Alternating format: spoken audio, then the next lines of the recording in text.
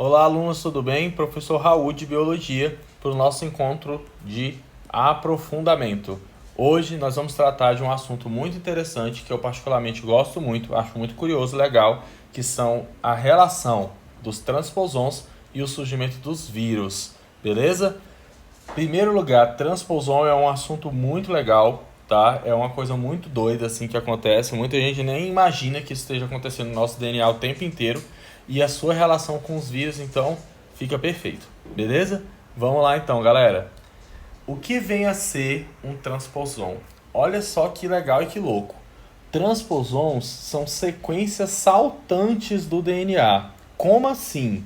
Sim, existem pedacinhos do nosso DNA que ficam saltando o tempo inteiro. Eles saem, é uma sequenciazinha, sai de um ponto do DNA e se insere em outro ponto o tempo inteiro. Beleza? Nós não temos, não é só um, nem dois desses movimentos, são milhares deles. Então eu quero que você imagine que o DNA está saltando o tempo inteiro. As sequências aqui elas estão pulando o tempo inteiro. Elas têm a capacidade de pular de forma autônoma. Uma sequência daqui passa para cá, dentro de uma molécula de DNA. Professor, mas que loucura! E quais seriam as consequências disso? Olha só, a gente sabe que 98% do nosso DNA é intron, né? Não é lido, é intron. Então, muitas vezes esses transposons, nesses seus movimentos aleatórios aqui, muito doidos aqui, caem em regiões intrônicas, ou seja, não dá em nada.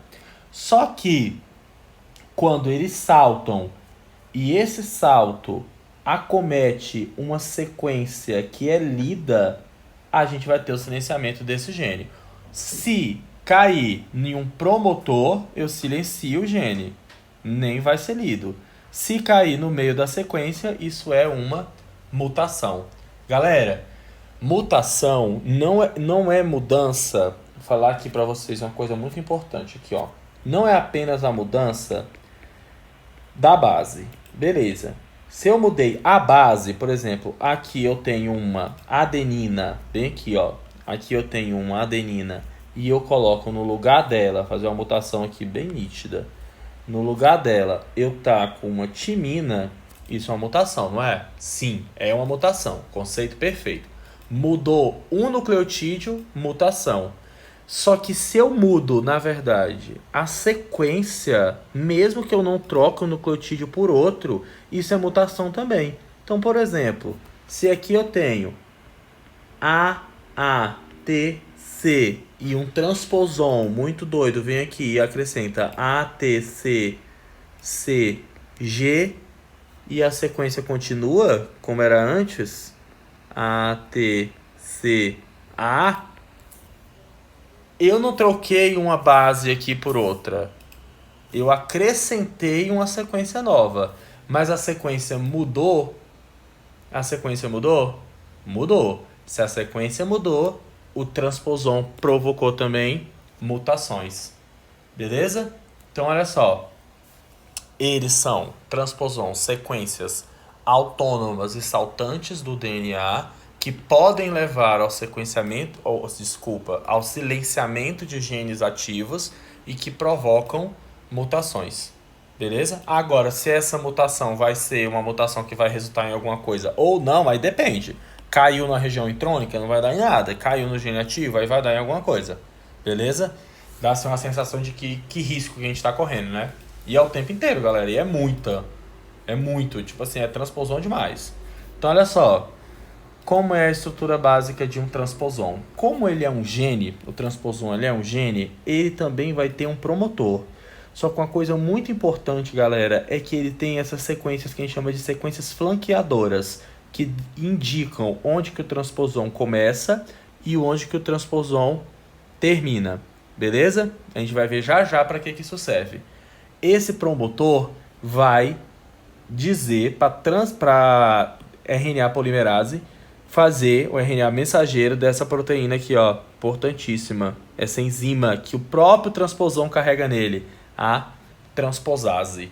O que a transposase faz? A transposase, essa sequenciazinha aqui, que codifica essa enzima transposase é quem corta o DNA e leva essa sequência de um lugar para o outro. Ela tanto cliva aqui e carrega, como coloca lá no outro ponto.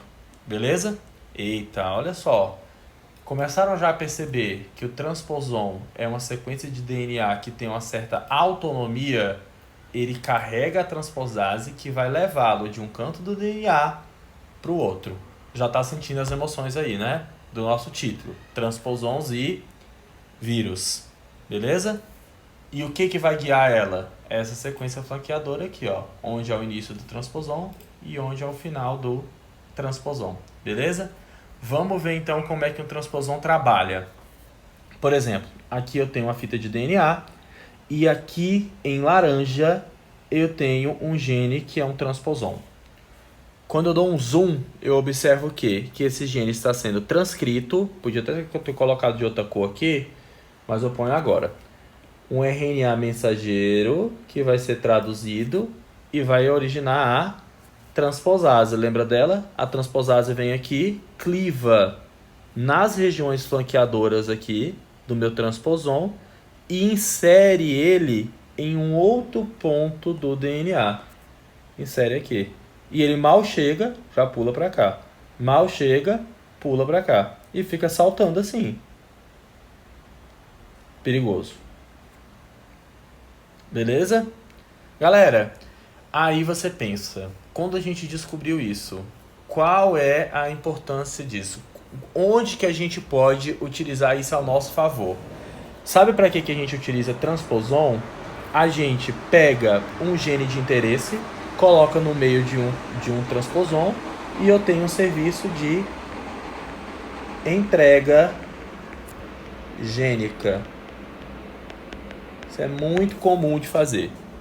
Beleza? Olha só. Se eu tenho um plasmídio de bactéria, fazer uma bactéria aqui, ó. Indo mais a fundo, tá, galera? Afinal de contas, nós estamos num processo de aprofundamento, né? Então, ó, tenho aqui uma bactéria e aqui eu tenho um genoma dela. O genoma, né? Dela aqui. Se eu quero colocar algum gene no genoma dessa bactéria, eu faço o quê? Pego um plasmídio com um transposon e coloco o gene de interesse, o gene que eu quero colocar no genoma da bactéria, aqui, ó. O que o transposon vai fazer? Levar o meu gene de interesse junto com ele para dentro do genoma da bactéria. Se você consegue fazer isso com eucariotos, acabou, você consegue fazer entrega gênica. Você dá para o genoma de determinado ser eucarioto um gene que ele não possuía anteriormente. Isso é um uso biotecnológico dos transposons, beleza? Coisa importante, galera. Lembrar que se o transposon cai em um promotor, o gene que ele caiu está automaticamente silenciado. A gente lembra que todo gene tem um promotor, que é aquela região onde a RNA polimerase tem afinidade. Se essa região mudou a sua sequência, sofreu um processo de mutação, ele perde a afinidade pela RNA polimerase e aí eu silencio um gene. Nossa, se a gente conseguisse direcionar o silenciamento gênico, várias doenças a gente poderia evitar. Não é isso? Principalmente o câncer. Se você silencia genes cancerígenos. Beleza? Então, olha só. Quais são os tipos de movimento que um transposon pode fazer? São 3 tipos que a gente já observou. Tem esse movimento aqui, que é o movimento que eu escolhi, o primeiro movimento mais simples que eu escolhi para a nossa aula, que é dentro do mesmo cromossomo, dentro da mesma fita de DNA, eu tenho esses saltos intermináveis aqui. Já encontramos movimentos também entre fitas de DNA diferentes, ou seja, entre cromossomos distintos. O transposon tá aqui, ó.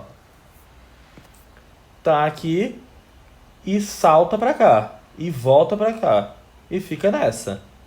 Beleza? Nesses saltos intermináveis aqui, entre moléculas de cromossomos diferentes. E olha só que bacana, também entre células diferentes. Um transposon vem dessa célula, se insere aqui, outro transposon vem dessa célula e se insere aqui. Então olha só, vamos pensar juntos. E se eu acrescentasse a um transposon, além dessa transposase, algumas enzimas que ele carregasse com ele, que lhe conferissem isso aqui, olha só que legal, uma capacidade de replicação. Se ele conseguisse saltar de uma célula para outra e conseguisse replicar sozinho e continuar esse salto, e se replicando, e saltando, e saltando, e saltando, isso é o quê? Isso nada mais é do que um vírus. Quem viu, né? Tem gente que já vê isso aqui no início da aula, já percebe, então o vírus vem daí. Sim, é uma possível, né? Uma hipótese para o surgimento dos vírus. Quando eles adquirem a capacidade de pular de célula para célula, ó, isso aqui é um ganho dentro do mesmo DNA, entre moléculas de DNA diferentes é um outro ganho, entre células diferentes é um outro ganho, entre indivíduos diferentes e agora também, isso é bem comum, entre organismos de espécies distintas, né? A gente está na época aí do coronavírus, e que a hipótese mais aceita é que ele veio realmente do morcego. Então, ele saltou, conseguiu, por meio de processos aleatórios de mutação, se capacitar para saltar do morcego para o homem. Não existe vontade, existe apenas o acaso e a seleção natural.